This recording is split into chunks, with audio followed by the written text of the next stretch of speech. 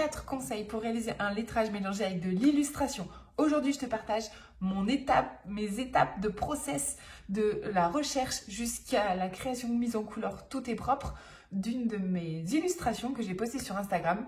Spoiler, ça ne prend pas 5 minutes, même si je n'ai pas mis ça en temps réel, sinon ça durait très longtemps. Pour donner de la visibilité aussi à cette vidéo, pense à liker au passage.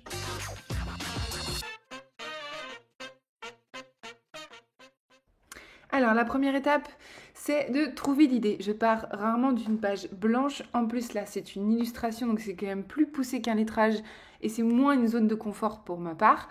Donc, je scrolle sur Pinterest ou Instagram pour trouver l'idée. J'essaye de pas trop y passer du temps parce que je sais d'expérience que je peux vite passer trop de temps ici et pas assez de temps après sur la création. Donc, je me focalise sur une idée et je m'y tiens.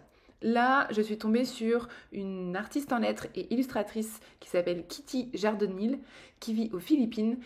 Je l'ai d'abord découvert via Pinterest, donc elle avait fait un tableau en fait qui regroupait des images vintage et j'avais déjà vu ce genre de style et je me suis dit que ça me plaisait beaucoup, donc je suis allée voir ce qu'elle avait mis dans le tableau. Forcément, j'ai ensuite découvert son compte Instagram et je vous invite à aller le voir, c'est vraiment canon, elle fait des superbes créations. J'ai flashé sur une de ces illustrations où c'est une conserve un peu marrante et je me suis dit que j'allais faire pareil avec une bouteille et une phrase un peu dans mon univers à moi avec cet effet, cette trame. Vous voyez, je m'inspire toujours de quelque chose, surtout en illustration. Moi, j'ai besoin de ne pas partir toujours de rien. Et après, je passe à la phase de croquis. Où là, tu vois, par exemple, pour une bouteille, je vais vite fait sur Google taper bouteille si j'ai besoin d'une structure d'une bouteille, mais sinon, les mots vont me venir, moi, avec mon univers à moi, et je note un peu tout ce que j'ai comme idée. Une fois que j'ai une composition qui me convient, alors là, ça a été assez rapide, mais parfois, j'ai plusieurs essais, je la prends en photo et je l'intègre dans Procreate et je baisse l'opacité pour venir la redessiner de nouveau. Alors là, l'idée, c'est pas encore mon trait final, mais ça s'affine, je rentre dans le détail, je cale mon texte, le style de mon texte, je corrige aussi les fautes que je n'ai pas vues. Et j'avais la particularité ici d'avoir des types, enfin ma bouteille étant en perspective, ma police elle va être légèrement déformée.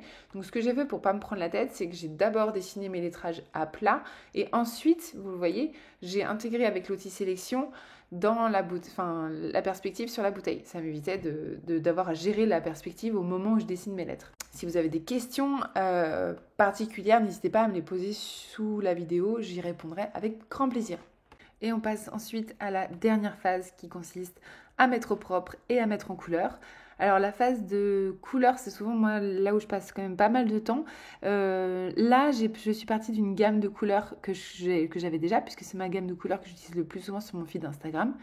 Mais parfois, j'ai aussi une phase de recherche de couleurs où pareil, je vais repartir à partir d'images que j'ai vues ailleurs. Une petite palette de couleurs qui m'inspire, que je vais pouvoir réexploiter sur mes propres illustrations. Vous avez vu, j'ai fait des blocs de couleurs sur lesquels j'ai intégré ensuite des trames, soit avec des brushes, soit avec des modes de fusion que propose Procreate. Il faut se rappeler que là c'est en accéléré, mais je passe quand même beaucoup de temps à expérimenter, faire des recherches pour trouver les bonnes matières, les bons effets qui me conviendront. Donc là, il y a des histoires de transparence, de superposition. Il y a beaucoup de facteurs sur Procreate sur lesquels on peut jouer. Donc, si je peux te filer 4 conseils, ça serait 1. Accepte qu'un lettrage mélangé à l'illustration, ça prenne du temps. 2. Ne pars jamais d'une page blanche. Utilise des références, de l'inspiration. Pars avec une idée claire de ce que tu veux. 3. Si tu travailles avec Procreate, pareil, il y a une phase d'expérimentation et de recherche qui est, je pense, nécessaire, que ce soit à partir des brushes que tu utilises, qui sont déjà intégrés sur Procreate. Il y a déjà plein de choses qui existent. Là, dans cette création, je n'ai utilisé que des brushes qui existent sur la tablette. Donc, vraiment, il y a déjà pas mal de choses à expérimenter.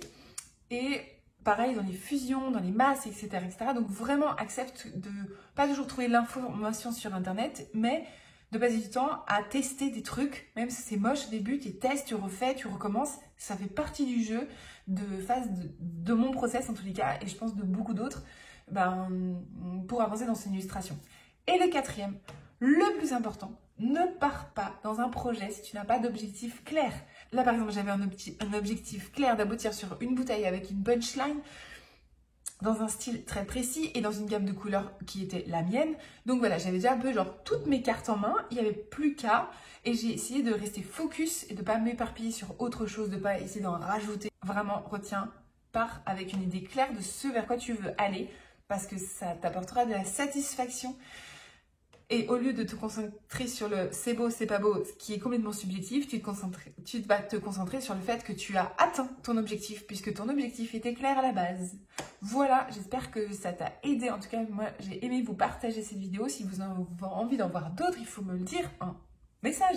Allez, salut les gars, ciao!